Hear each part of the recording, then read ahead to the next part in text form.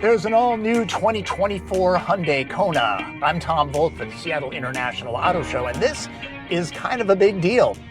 Literally, it's a lot larger now. I'm at a press launch for the 2024 model in, where else? Baltimore, Maryland. Hyundai is hoping to ride the same wave as the first generation. The competition never stands still.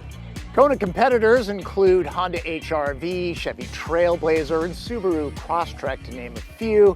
And if you felt like the first generation Kona was a little bit too small, this one's bigger, almost 6 inches longer and an inch wider. We increased the body rigidity application of hot stamping parts and high-strength steel more than the previous Kona. And also safety, front collision safety. We reinforced a bunch of the side members. We added an impact bar to disperse loads and really just to spread out and absorb the collision energy that comes through. Kona 2024's architecture is a modified version of the outgoing car. The wheelbase is stretched 2.3 inches. Move past the sleeker sheet metal, and there's a roomier cabin with a spendier vibe, plus more available features like this blind spot camera on the limited model. It and the N-Line models that Hyundai brought to Baltimore run with a 190 horsepower, 1.6-liter turbocharged four-cylinder. There are no SE or SEL versions here, so no word on how the 147-horse, 2-liter naturally aspirated four-cylinder drives, other than slower. Both engines are carryover, by the way. I'm in an N-Line that swaps the protective contrasting side and wheel arch cladding for a monochrome look. The face and the tail are unique as well, plus there's this, which says go faster, but there is no added performance speed racer. Essentially, it and the Limited have the same power and driving dynamics. A base front drive SE starts at $25,400 with destination. The MSRP of my all-wheel drive N-Line tester is $33,700. A fully loaded Limited is $34,500. This isn't going to be any quicker than the first generation Kona because it's using the same engines. Plus, this is a little bit heavier, but there's still decent oomph off the line for the class. I'd say this is 0 to 60 in 8 seconds or so, which is fine. The all-wheel drive N-Line scores an EPA average of 26 miles per gallon on specified regular grade gas. The 1.6-liter turbocharged four-cylinder is rated at 190 horsepower and 195 pound-feet.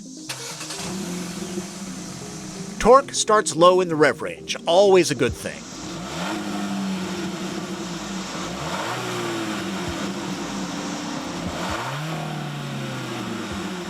There's a new 8-speed automatic transmission with a stock selector for more room in the cabin. The 2-liter gets a continuously variable tranny. Both engines can be had with front or all-wheel drive. With all 4 wheels driven, the rear suspension changes from a beam axle to independent multilink. There are the usual Hyundai drive modes. The all-wheel drive system can be locked. At the briefing, the Hyundai folks said a lot went into making Kona more refined. Extreme measures were taken to minimize the interior road noise, wind noise, and powertrain noises. One of the cool things is our 19-inch tires feature a soundproof pad. There's a foam pad that goes inside the tire wall.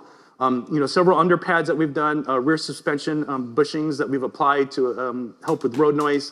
Wind noise, we've sealed a lot of the high entry points.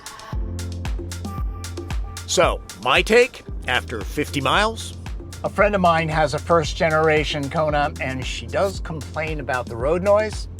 This is noticeably quieter. You'll definitely be able to tell the difference. And at 75 miles an hour, almost no wind noise coming off the A-pillars. Another improvement, the lane keeping and adaptive cruise control are clearly next generation with more confident tracking. The staff on hand said nothing about when or if a full-on performance N model will arrive. N-Line is about looking sporty without a punishing suspension. The ride quality of this is a good balance of a little bit of sport and a good amount of comfort.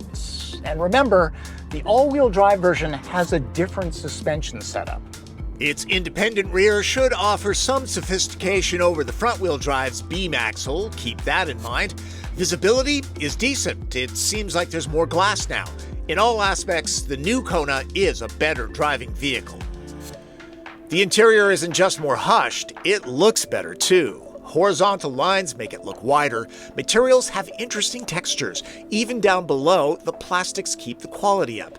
Now, this is where it starts to get interesting. I keep saying we're shorter than the competition, but when you take a look at the interior, our engineers really maximize and optimize the interior space of this vehicle. Kona offers class-leading passenger volume. Now, total interior volume, that's a key measurement when you're looking at CUVs because it tells you how much passenger space you have as well as the cargo capacity. So you can see here just the difference of how Kona's jumped up. Hyundai designers said they were going for a more usable and practical cabin. Nothing says that more than the center console area. Don't need cup holders? Tuck them away. There's enough flexibility here that an owner could remove some of these components and carry gear up front. I have a tripod that I'm pretty sure would stash here with all these sections gone. Dual 12.3-inch displays in the N-Line and Limited are fused to look like one, similar to the setup in Hyundai's Ioniq 5 and 6. The N-Line gets grippy seat material and bolstering that keeps passengers from sliding around. Powered for the driver, manual for the passenger. Heated too.